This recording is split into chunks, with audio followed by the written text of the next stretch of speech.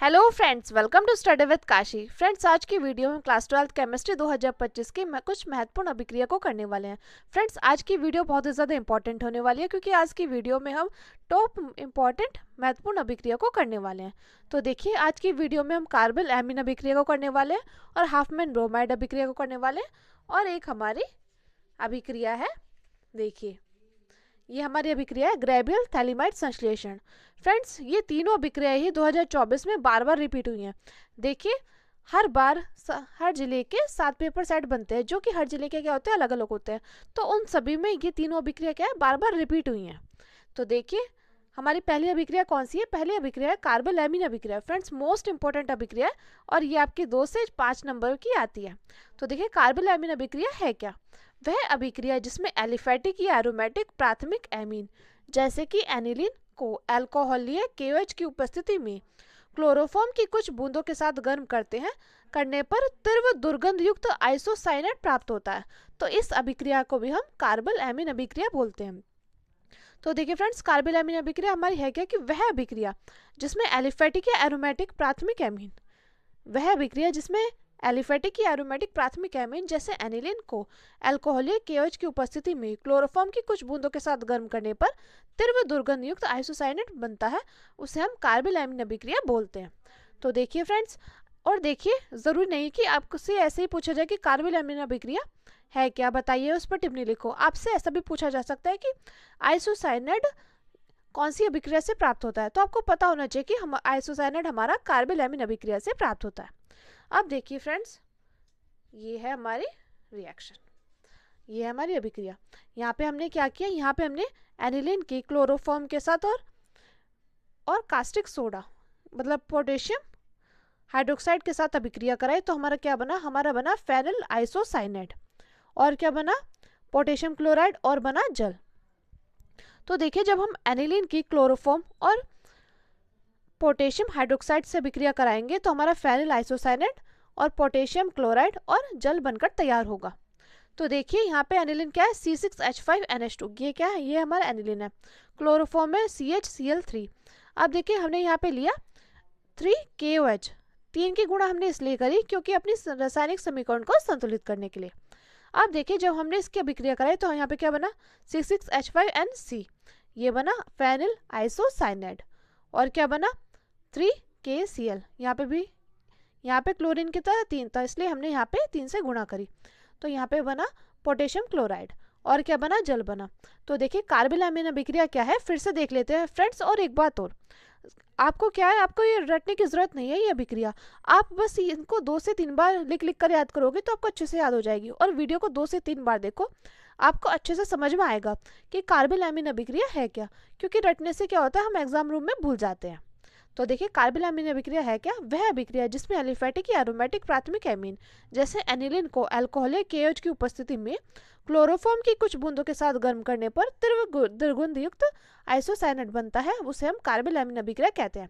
जैसे कि हमने एनिलीन की, क्लोरोफॉर्म की और कुछ बूंद हमने पोटेशियम हाइड्रोक्साइड के साथ अभिक्रिया कराई तो हमारा क्या बना? फेनिल आइसोसाइनेट और पोटेशियम क्लोराइड और जल। तो फ्रेंड्स, ये थी हमारी कार्बल एमीन अभिक्रिया जिसमें हमारा आइसोसाइनेट बनकर तैयार होता है। चलिए, अब हमने अगली अभिक्रिया को देखते हैं जो कि है हाफमैन ब्रोमाइड अभिक्रिया। फ्रेंड्स, ये अभिक्रिया मोस्ट इंपॉर्टेंट है, बार बार आपकी बोर्ड परीक्षा में पूछी गई है। इस पर स्टार लगा लो क्योंकि ये भी आपकी 2 से 5 नंबर की पूछी जाती है।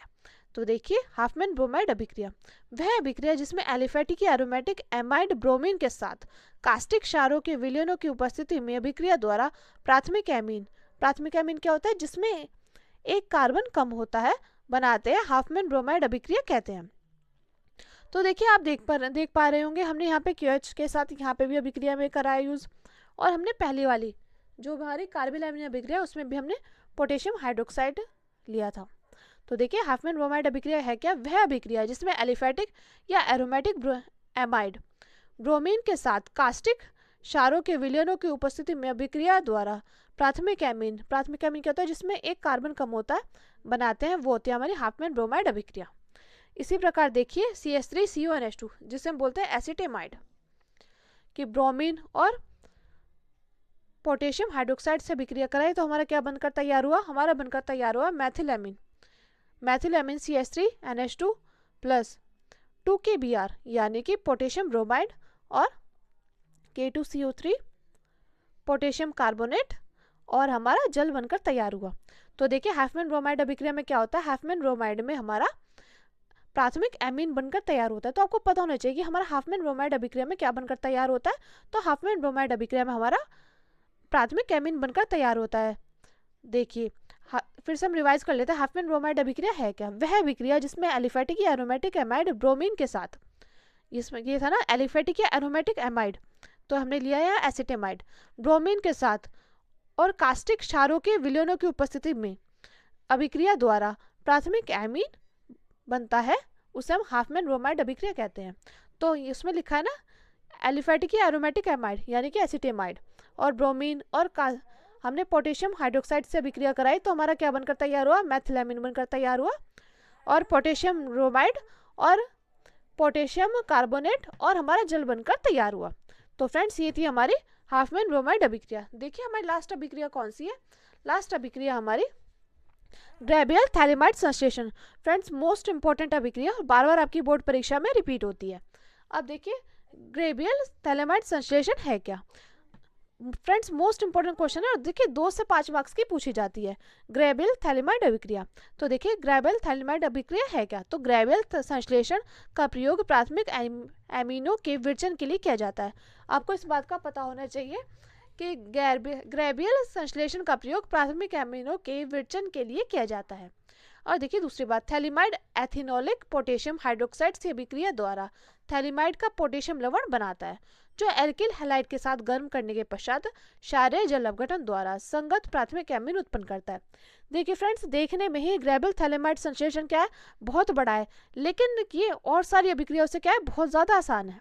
तो देखिए पहले हमें क्या लिखना है, पहले हमें लिखना है ग्रेबियल थैलेमाइड संश्लेषण में ग्रेबियल संश्लेषण का प्रयोग प्राथमिक एमिनो के विरचन के लिए किया जाता है, ये हमारी पहली बात है। फिर हम लिखते हैं थैलेमाइड एथेनोलिक पोटेशियम हाइड्रोक्साइड से अभिक्रिया द्वारा थैलेमाइड का पोटेशियम लवण बनाता है, जो एल्किल हैलाइड के साथ गर्म करने के पश्चात क्षारीय जल अपघटन द्वारा संगत प्राथमिक एमीन बनाता है, यानी कि इसमें भी हमारा क्या बनता है, प्राथमिक एमीन बनता है।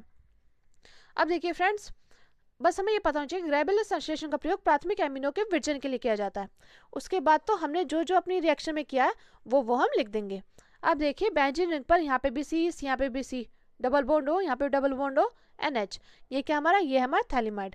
इसकी हमने किससे अभिक्रिया कराई, इसकी हमने पोटेशियम हाइड्रोक्साइड से अभिक्रिया कराई और यहाँ पे क्या है H2O हमने माइनस कर दिया, तो हमारा ये बनकर तैयार हुआ। यह NH की जगह क्या हो गया K+, जो कि है थैलेमाइड का पोटेशियम लवण। देखिए जब हमने थैलेमाइड की पोटेशियम हाइड्रोक्साइड के साथ अभिक्रिया कराई तो हमारा बनकर तैयार हुआ थैलेमाइड का पोटेशियम लवण, ये हमारा बनकर तैयार हुआ।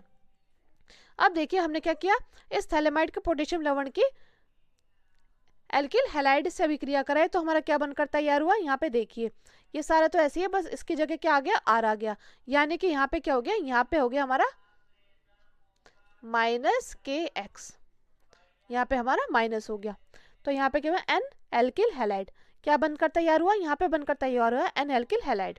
अब देखिए इसकी हमने NaOH के क्षारीय विलयन के साथ जल अपघटन कराया तो हमारा क्या बनकर तैयार हुआ, हमारा यहाँ पे बेंजीन रिंग पर C ये तो था ही O, अब यहाँ पे इसकी जगह NR की जगह क्या बनकर तैयार हो गया ONA और यहाँ पे भी ONA, ये बनकर तैयार हुआ।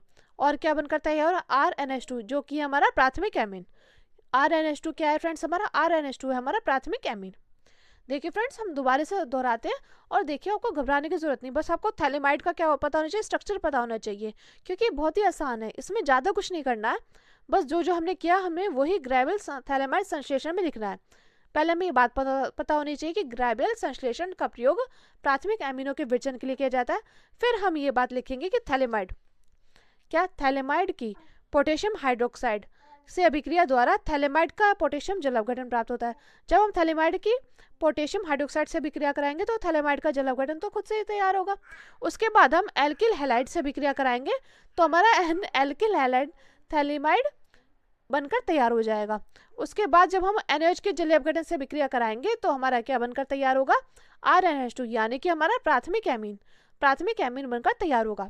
फिर से देख लीजिए फ्रेंड्स। और एक बात और, ये ना आप लिख लिख कर देखना, ये रटने की जरूरत नहीं है क्योंकि बहुत ही आसान है। पहले हमें थैलेमाइड की KOH से अभिक्रिया कराने का पोटेशियम हाइड्रोक्साइड से, फिर एल्किल हैलाइड से, उसके बाद हम NaOH के जलीय अपघटन से अभिक्रिया कराएं। यानी कि पहले क्या है, पहले हमने पोटेशियम हाइड्रोक्साइड, ये देख लीजिए, पहले हमने पोटेशियम हाइड्रोक्साइड से कराया, फिर एल्किल हैलाइड और इसके बाद NaOH यानी कि कास्टिक सोडा से। तो देखिए थैलेमाइड की हमने KOH के साथ अभिक्रिया कराई तो थैलेमाइड का पोटेशियम लवण बनकर तैयार हुआ। उसके बाद हमने RX जो कि एल्किल हैलाइड से अभिक्रिया कराई तो N एल्किल थैलेमाइड बनकर तैयार हुआ। उसके बाद हमने NaOH से अभिक्रिया कराई तो हमारा क्या बनकर तैयार हुआ, हमारा प्राथमिक एमीन बनकर तैयार हुआ।